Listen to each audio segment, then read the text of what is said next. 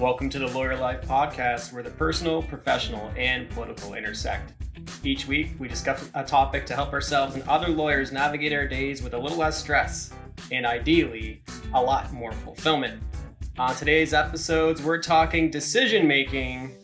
We're asking ourselves, what's the best way to make complex decisions? I'm Mike Anderson. And I'm Darlene Tonelli. I'm back, Darlene! You're back. Thank goodness. It was so weird not podcasting last week. I know, Really odd. Yeah. Missed it. How was your vacation? Vacation was lovely. We had nice weather. We had very easy access to a pool. So my daughter, this is not embellishing, I think between a third and a half of her waking hours was spent in the pool. She loved it, which was fun. We went to the beach. We saw a spring training Blue Jays game. It was lovely. It was very good. And I had about 4 clear days with absolutely no work. So that was a nice way to refresh. Awesome. Mm-hmm. How have you been? Very good. Very good. Things are a little bit busy, and I've been doing some decision making. So this is a very appropriate topic. Mm-hmm. I made a decision yesterday to go visit an old friend of mine who is now a published author, David Musgrove, who is he got his PhD out west and is now a prof at the University of Ottawa and writes for the Washington Post and a number of other publications. He has just released a book called Too Dumb for Democracy, and it's about political decision making. And I made the decision to go to his book launch last night, and it was great. And I'm very proud of David, my old university friend. It's neat to see these people that you came up with doing such incredible things. That's a very interesting sounding book. We should have him on the podcast. You know, I might have talked to him about that, Darlene. So book I think it's likely. Yeah, I think, and he would be great. But really dovetails so well with what we want to talk about today. And one thing that David harped on, and about political decision making, and one thing that comes up so often, especially now when it comes to decision making, is process. And people don't find process to be all that flashy, I think, but it's so imperative, isn't it? Yes. One of the big challenges in law and in lawyers kind of figuring out how to automate and stuff, as we've talked about, is a reluctance to just stick with a formula each time, right? We all kind of overvalue our independent thought, right? Sometimes, and we over apply it. So yeah, that's an interesting one that we face in lots of areas in law.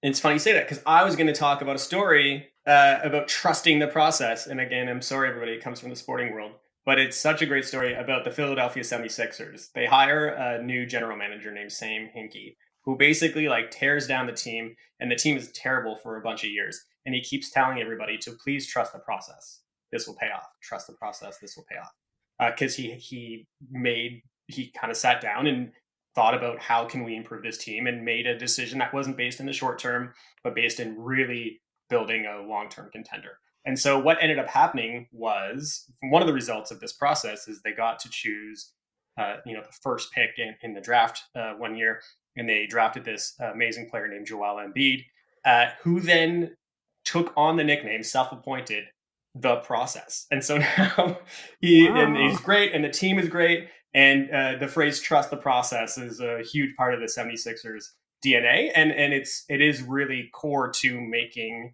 complex, difficult decisions. Is you have to build a process that you trust, and then it's easier to make a decision. And I would say it's easier to, the day later, months later, years later, still feel very confident in the decision you made because you built the proper process up front. It sounds so idyllic. It doesn't it? The footnote about the Sam Hinkie, so the general manager story, he got fired before the team got good. So that crushes me. I know, because process is not sexy, but it is important, and it can lead to great results.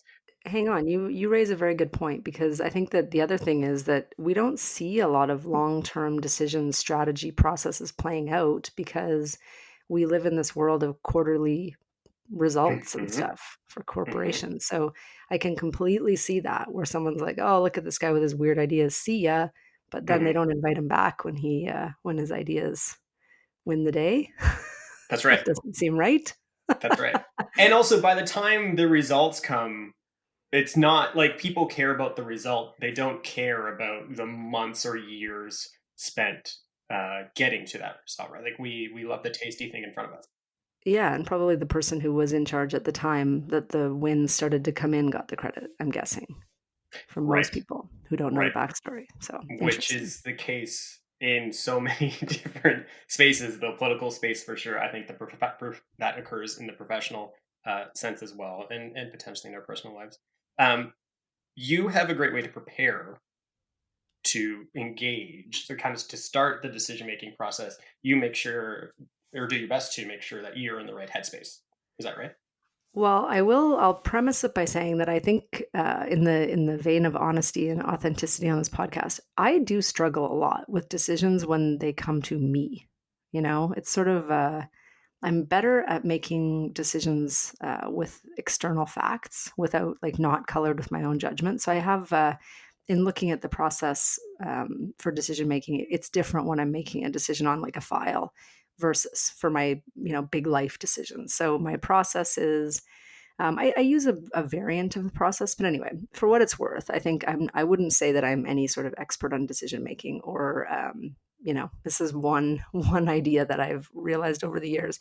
But I noticed that I try not to make any decisions in a bad headspace. So if I'm tired, like today, or if I am really stressed or just haven't had a lot of time to kind of unplug, the first thing I try to do is just get myself out of the way. So make sure that there's no external variables that I'll look back on and be like, oh, I shouldn't have made that decision when I was so stressed or when I was so, you know, um, just not thinking of external considerations. So ego, right? So if you're in a decision and you're like, I have to defend myself or something, like these kind of clues pop up that you're living in a bit of a story about how things are going to go, and those can be extremely dangerous. I mean, I think in the political sphere we're seeing a bit of that playing out right now, but you have to think about what is the decision and what is my part in some of the complexities around this decision. So it's a little bit opaque to explain, but I think kind of when you're in the situation, you can realize it. I think that's more of a starting point, like a prep. So get in the right headspace, get some sleep, do a workout, clear your Hmm. mind, sit down, and then apply the strategy that you're going to talk about. I totally feel similar about our jobs, a large part of our job is to help other people make decisions that are consequential for them. And so intuitively, we would be good decision makers in our own life and find ease in doing that. But I also struggle it's only me, right? When it's all in my head, I find it more difficult to make decisions. And that's one thing actually so there's this book that's great called Farsighted: How We Make the Decisions That Matter Most. It's by an author named Stephen Johnson. Highly recommend it. I'll reference the book a little bit throughout, I think, our chat. But one thing that he talks about is when you're making complex decisions, it's very, very useful to involve other people. So, i.e., one of the reasons why a lawyer is helpful, I think, is because it's just a sounding board and a person with a different perspective. So, involving other people is really important to decision making. And if that's not possible, you kind of want to simulate that experience by challenging yourself to see outside of yourself, to see outside of your confirmation biases, to challenge your past decisions or your assumptions. And this is a kind of a thread throughout a lot of our conversations, but creativity, innovation, reading, being empathetic and understanding an architecture of how somebody else would process something, all of these skills are really important to making good decisions. Well, and I can kind of confirm that from something I'm working through this week. So I'm trying to make a decision. It's related to business. And I do rely on, we have a 6-member team. And I sort of rely on everybody in the team for different things. And one of the things I rely on one member of the team for the straight goods on, give your head a shake. That's the worst idea ever. Or good idea. Let's do it. Very quick, very succinct, he's very good at getting right to the heart of the matter. But this week, what I realized in talking to him about a decision is that, one of the things about me is that I have a hard time asking for help. And so when you talk about confirmation bias, one of the things that I will naturally tend to do is choose the decision that does not require me to ask for help.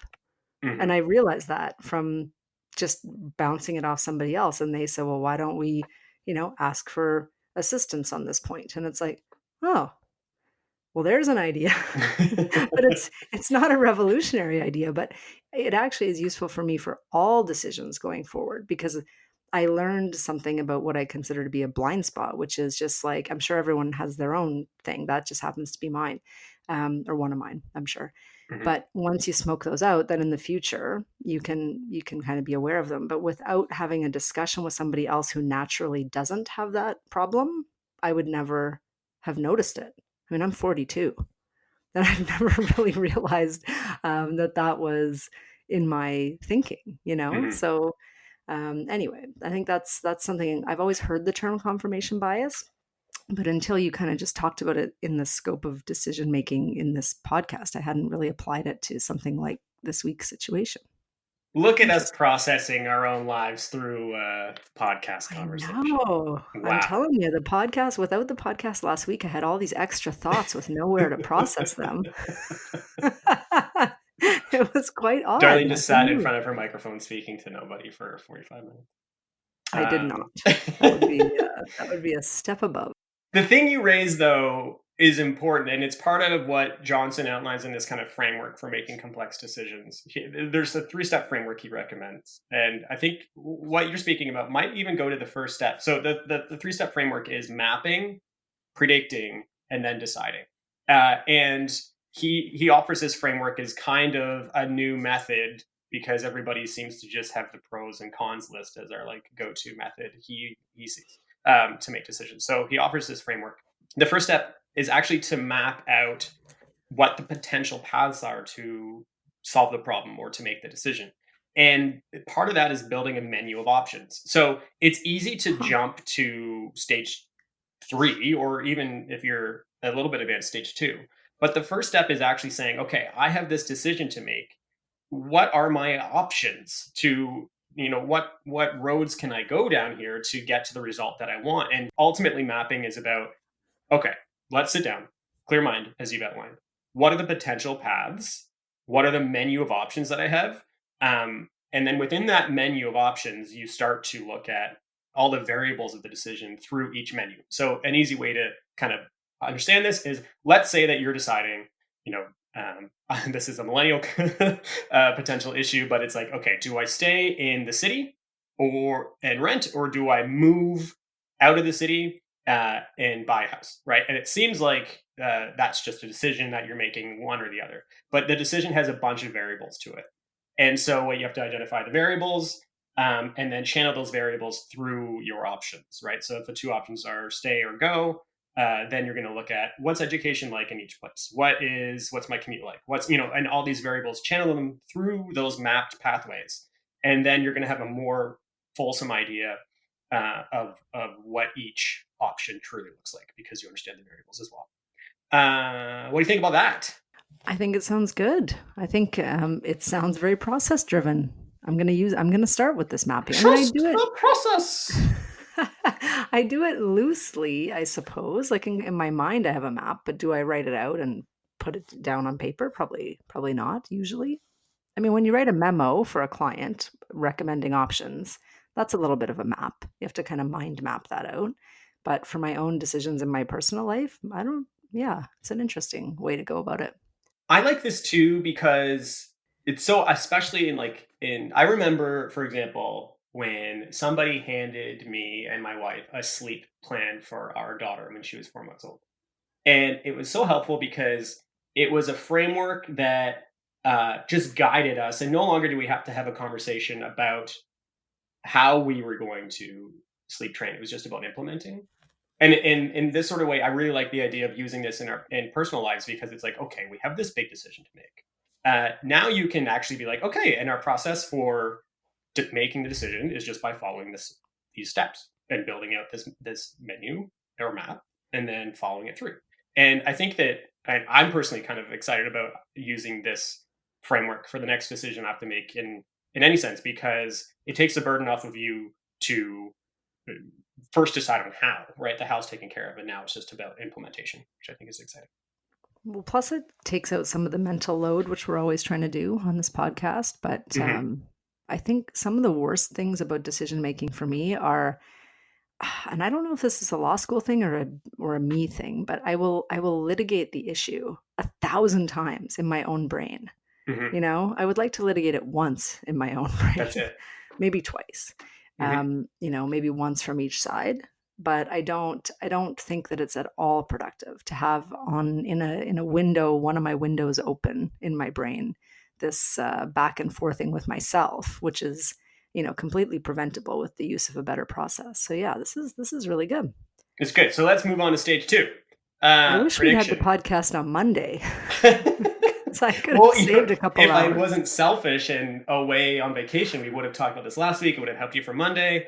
Oh Oh well. my gosh. No, What are no, you gonna no. do? This is the perfect timing with that Yeah. context. Okay. So predicting. Um, so you have your paths, right? You've set up your paths through the mapping process. Now what you do is predict where each designated path would lead, and not just like the day after you make the decision, but you're looking at short term, midterm, and long term.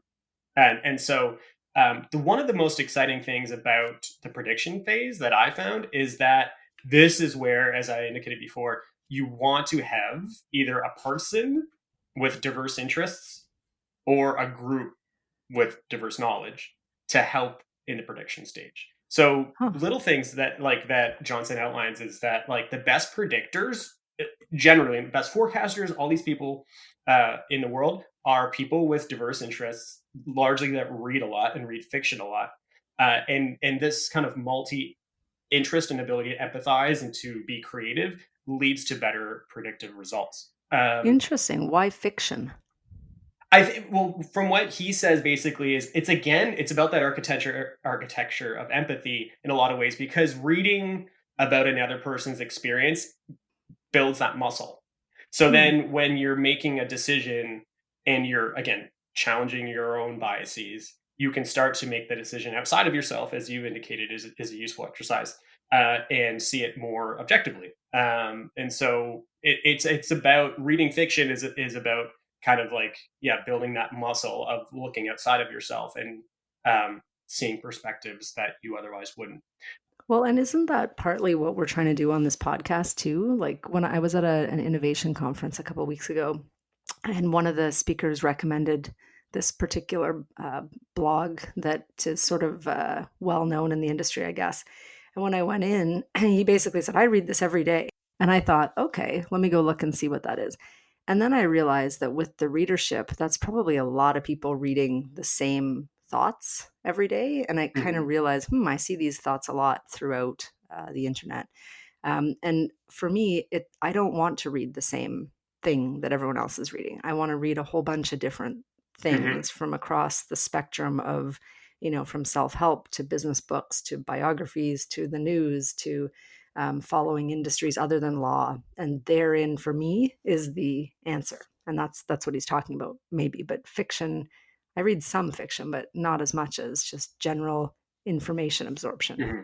Yeah, I'm the same. And so it's about this predictive stage. And one of the reasons why fiction is so important is because this predictive stage is about imagining how your paths or Hmm. your options for decisions will lead to a disaster. Like it's I maybe that you see. could phrase that probably more positively. But it ultimately is okay, so I have these mapped paths.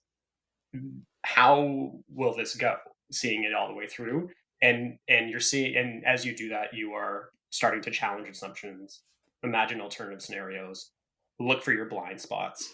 And a useful way to do this is like, oh, I love this method, is what is called like building a red team.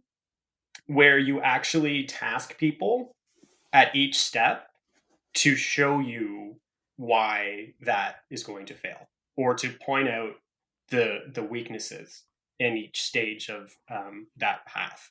And so ultimately, what you continually have is someone to challenge you, to make sure that you're not, everybody's not engaging in groupthink, to make sure that your blind spots are actually being considered.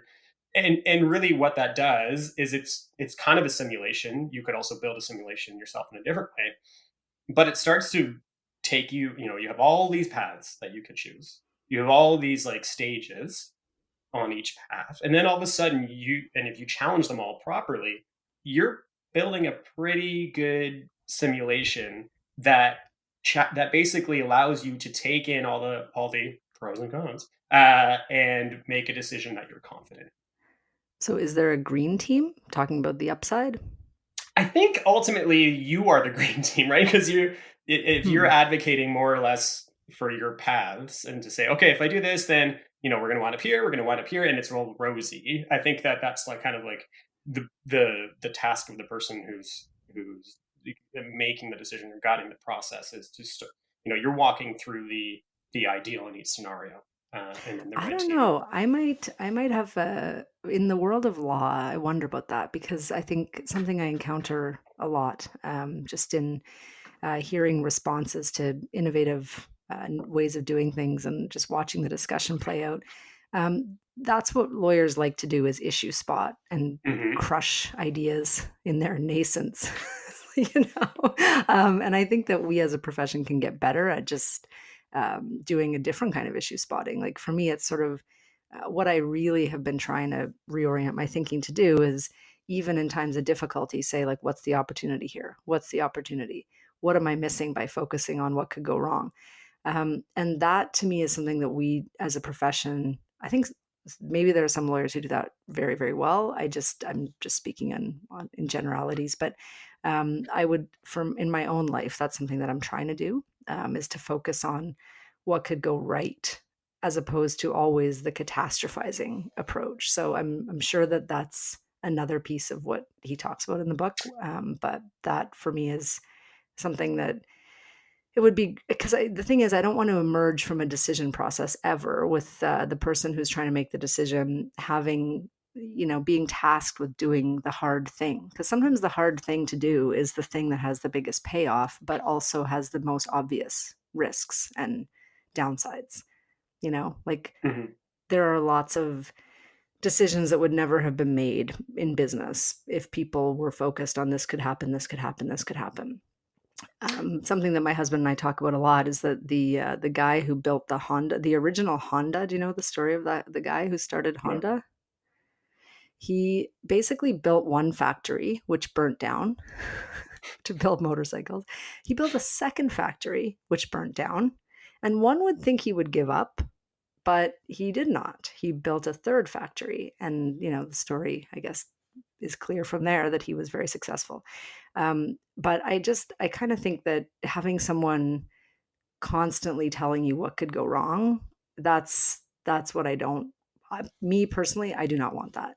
I want that to be a voice, but I would have like a red team and a spectacular opportunity commentator, right? Whose job it Right. was to think of the best absolute possible thing that could happen from this scenario.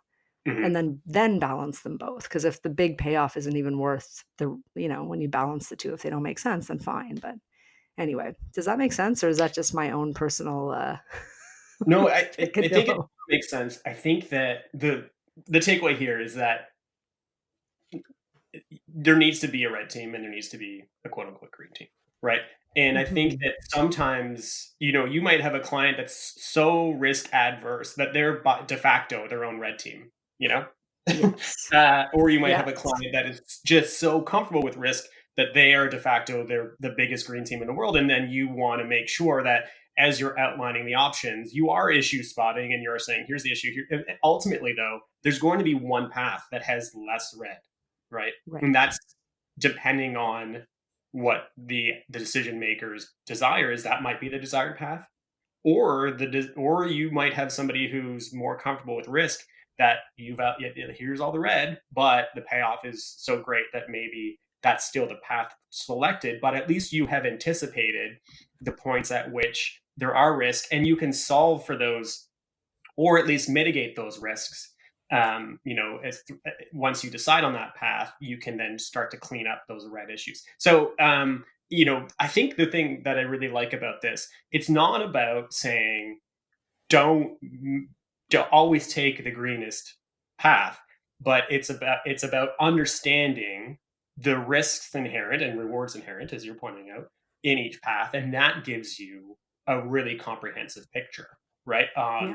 on what to get up to. And one of the things that Johnson talks about in his book, it's like in all the interviews he's done with it, is the process of deciding whether to proceed with the mission to kill Osama bin Laden, which was a 9-month decision making process. And that was everything. The decision making process was everything from like, is Osama bin Laden actually the person in this compound? And if so, how do we achieve what we want to do? So there's a number of paths. One, and then as they started to see the issues with each path, they started to proactively solve for those issues so that if their disaster scenario arose, they already had a solution. And so one example was they saw a problem with, well, we're going into Pakistan's airspace without their consent. So they might react by thinking that we're breaching their sovereignty, and there was a trade route that they needed through that area.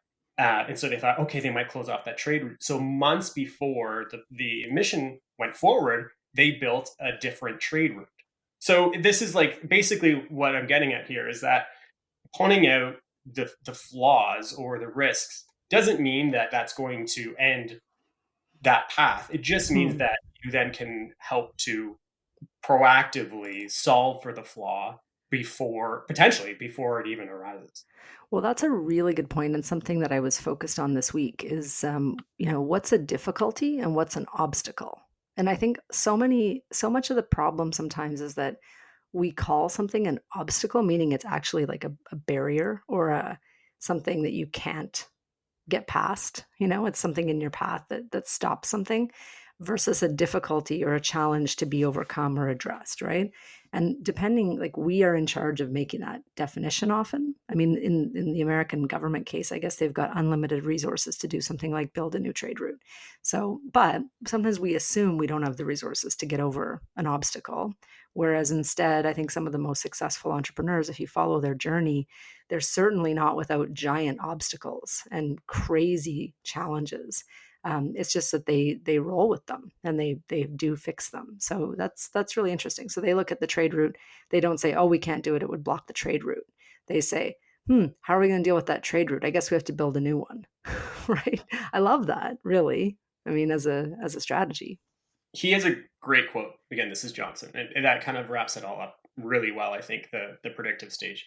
He says, by forcing yourself to imagine scenarios where the decision turned out to be a disastrous one, you can think your way around those blind spots and that false sense of confidence. Love that. Because what it means is that you actually go into a decision eyes wide open, and you're not going, you should, it's far less likely you'll be surprised. Day one after decision, months after decision, years after decision. Every decision has its downside, right? But at least if you follow this process and really dive into it, when the downside comes, you'll either have solved for it or accepted it and prepared for it. I think that there is maybe a different decision-making structure, or maybe an addition to this structure, which is just to say, some level of getting confident with higher level risks or with different level risks or with this idea that some things can't be planned for, right? Because I think it is a fallacy to think that there are plans and they work out and there are no curveballs, so to speak. So I think there's like there's a fine line between we can plan everything versus we can use a process and we can try to mix. And this is sort of my approach always, is to mix in the emotional, personal with the kind of empirical, if that makes sense. Like scientific planning meets acceptance of whatever comes, and the confidence and the wisdom to deal with those things when they arise. Hard to explain. Perhaps why that book doesn't exist yet. Or maybe it does and we don't know what. Well, and listen, I don't think that anybody would think that this process is going to, issue spot 100% of the issues that come your way, right? Like there'll always be on things that you don't expect. But at least, versus doing a pros cons list or just sitting in a room without a framework and just being like, what about this one? What about this? What if we do this? It's more likely that you will, you're more likely to find the downfalls if you actually dive in to each path, each variable in each path, build a red team, have a diverse group. If you have all these things, you're more likely to at least catch the most obvious and potentially, the most impactful problems. Yes, and having a diverse group is huge, because that's basically what I'm raising in this discussion, right? Is just sort of like, well, how would someone who hasn't had that particular experience hear that? How would someone hear that feedback? Because if they're not used to having their decisions supported, they might hear that feedback as a no, in a way that a more confident person would hear it as a who cares, we're Right. doing this. So I think that's the final kicker, actually, is that if you're going to use that process, you have to kind of add in the diverse voices, and then it could work and control for some of that stuff a bit better. That's good. I Yeah. like it. And then the last thing is deciding, and what I like about this as well is it's not about you're a computer or a robot, so just follow and choose the obvious quote unquote best path. It's now use your gut thinking, right? Now employ your intuition. Now employ all the stuff that has made you, potentially a successful person in decision making, or the things that are important in your relationship. Employ all those things at this point, with the better information that you have. So this is like, still employ your human element, still employ whatever emotional things you think are actually legitimately meant to be exist in your decision making process. So this is the final stage instead of the first stage. Now you have rich information that you can have a more comprehensive picture. Now employ those tools that have always led you, or often led you, to making good calls. As the final layer. That makes sense. Yeah. Okay. So that's it. Look at my resistance to process. It's really not, it's really not a resistance to process. It's just that I think that I always have to look at processes and see about, do they work and do they need a slight modification? And maybe this one doesn't. I will try it on the next decision that I have to make, and then I will report back, or I will put you on my red or green team, and then you will know that I'm trying to do it. This was really interesting. Thank you for reading that book and bringing it up. My pleasure. Okay, we will go to a quick ad and then be back with our goods and gripes. They're back, everybody.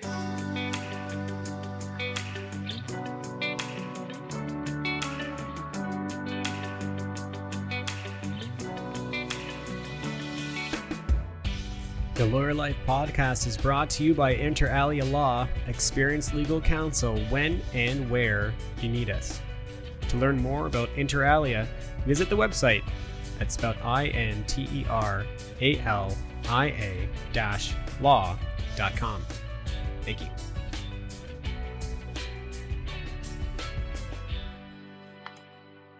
And we are back with our goods and gripes. Goods are things we want to promote and support. Gripes are things that annoy us. First, Darlene, why have we brought back our gripes? Well, I think it's fair to say they were brought back by popular demand, right? I guess so. You have received feedback. I have received multiple requests to bring back the gripes. I have also received direct messages saying, "What happened to gripes?" And the other one said, "Why are there no gripes? Please bring back the gripes."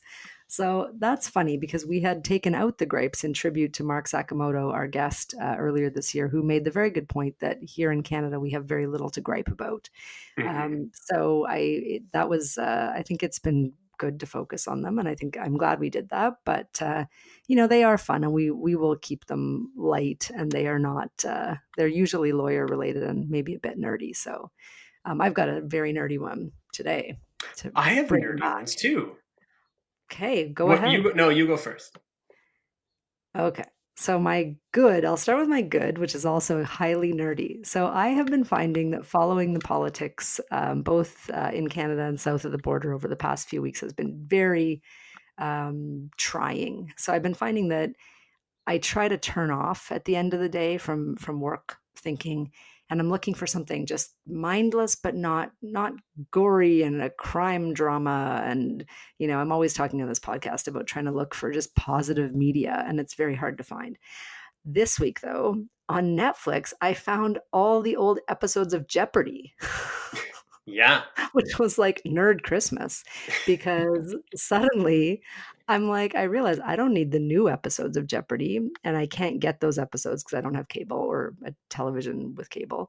And so this is great. So I was able to just kind of watch 20 minutes of Jeopardy and think trivia and not read about anything. And it was really good. That was a good. I felt very happy. I was a huge Jeopardy fan. And even in one of my years off, I was going to go and audition for Jeopardy, do a road trip and audition for Really? Jeopardy. Did not do it, but and nor would I have probably gotten on the show. I mean, the people on there now are just beyond, like, they're so talented, Yeah. and they are trivia masters. So anyway, I love that show. Glad to have found it on Netflix. Cool. Should I do my gripe or do you want to do your good? I'll do my good, and then we'll both gripe it up together. Okay. My good is brought to you by Chief Justice Beth Walker. She's the Chief Justice of the Supreme Court of Appeals of West Virginia. She's posted on Twitter a list of words that she refuses to include in her opinions. And are you laughing because this is so nerdy?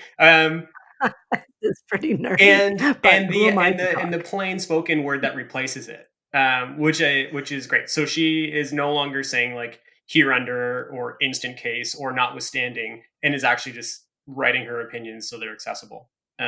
You can find her. It's at Beth WALKR on Twitter if you'd like to take a look at that list, and we'll put it in our notes. I was just deleting a whole bunch of heretofores and now therefores in an agreement last night. There it is. So yeah, herein and hereby. It's terrible. And no one's perfect, but it's good. She has a list. We should make our own lists and try to work on always making our stuff more accessible, I think. So yes. Great. What is your gripe, Darlene? It's been, you've had months to come up with one. I've had months, but this one, I don't know. I need to see if anyone else agrees. When I see all caps, when I get a markup back from the other side, and all the comments are all caps, is that not yelling? This is my gripe. To me, it feels like someone is yelling. I think it depends. It depends on where. And some inside knowledge here. I made a document for a shared client, and it was meant to be a summary, a plain spoken summary of a deal. And in my headings, I used capitals, and Darlene asked me to change. Now, if you look at in the design world, I have my design book, as we've spoken about in previous episodes. I try to note design. It's very common in advertising, video, so on. Watch Netflix next time you're up. Capital titles are very common to be used. So that's my position on our disagreement. Okay, titles, I will give you that one. I will give you titles. But if you send your comments to another lawyer and you put them in all caps throughout the document, no? Very weird. To me, that just feels like someone's yelling. It just feels needlessly confrontational. That's my gripe. Odd. Yeah, you don't think so? I would have griped about that just because it's like, it's weird. I wouldn't appreciate that. I'm with you. I agree. You see it more often. Like sometimes if someone provides comments in an email too, they will separate their comments by using all caps, which to me we needed to do that in the days before you could like change fonts in emails, because that was a thing. Like in the beginning, you couldn't change the fonts. So, or highlight. That didn't exist as a feature, but you could always use square brackets and note or square bracket response, something. I've never understood the caps. maybe anyway, that's all. We're Your turn. man, we're getting so drafty, We're so nerdy in these goods and gripey. gripes because on my gripe, this I might have referenced Oxford commas before, but I'm going to bring it back. Yes. And so kudos to our former Prime Minister, Stephen Harper. He tweeted on International Women's Day, but his tweet really pointed out the importance of an Oxford comma, and my gripe is that he did not use one. So he says, Happy International Women's Day today and every day. May we honor the women and girls in our lives, period. Okay, here's the subject sentence. Special mention to at Lorraine Harper, comma, my mother and daughter. This is so funny. The Oxford comma causes you extreme stress. Well, because this reads... You need to meet my friend Maggie. You guys could have a good This reads Oxford like comma his off. wife is his mother and daughter. Right. Yes. Special mention to Lorraine Harper, comma, my mother and daughter. Okay. Whereas if he would have said Lorraine Harper, comma, my mother, comma, and daughter. Did you tweet him? No, I'm not going to call out her. It's not your thing. No. That's okay. That's probably best. Wow. Okay. These are some good gripes. Aren't you glad we brought these back? Yes. We need these. We need to like let off steam by having these Oxford comma and all caps gripes. That's right. I have one more good, and this is self-indulgent, but there was an interesting copyright decision that came out in the US that involved Dr. Seuss and fair use, which rhymes. And it was a perfect opportunity to make a Dr. Seuss type joke on Twitter, which I did. You did? How did I miss this? I'll have to check that Oh, out. the judgments you'll win. Congratulations. Today is your day. You won the decision. Fair use cleared the way. Good one. Thank you. Really good. Thanks so much. Awesome. Yeah. Spoken like a true dad who spends some time with those books. I love Dr. Seuss books. I love them. Did you love them as a kid, No. though? My theory is parents love Dr. Seuss and kids don't. That's My daughter theory. loves... Yeah, no, my daughter loves Dr. Seuss. She likes it a lot. Oh, she does. Okay. Might just be my kids. It is nonsense, but whatever. I like all the places you'll go with that book, and I like ABC. There's a bunch of them. Yeah. They're good. Okay. Well, we'll talk next week. We will. Thanks for the great chat. Thank you. Welcome back. Thank you. I'm back, baby. That's it for this week's episode of LLP. Thanks to Inter Alia Law for presenting the podcast and to Nick Fowler for composing and performing our music. See our show notes for his website. Don't forget, we love feedback. Please comment in the review section or subscribe or like. We'd appreciate it greatly. That's it. Talk soon.